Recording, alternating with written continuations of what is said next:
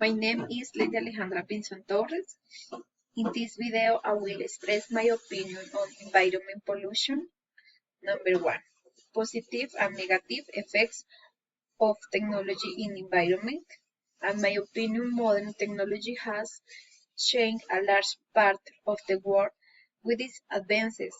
Since one of its positive effects is this of communication with our family and friends anywhere, as well as in prioritize use by entrepreneurs.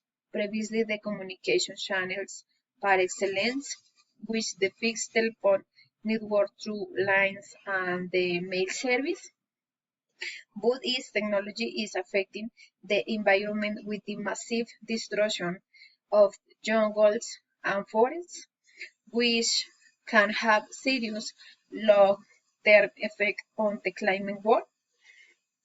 Number 2, how do you see the future of our planet? Technology will and the future of our planet since one of the most serious consequences of both this is global climate. With increasing levels of carbon dioxide, the future of the Earth will be disastrous. The big will destroy the warm beaches, display hundreds of meters from where they are today, and disappearance of naturalized the fertile areas will be transformed in deserts. Glaciers will melt, and before saline logging areas near the coast will be flooded.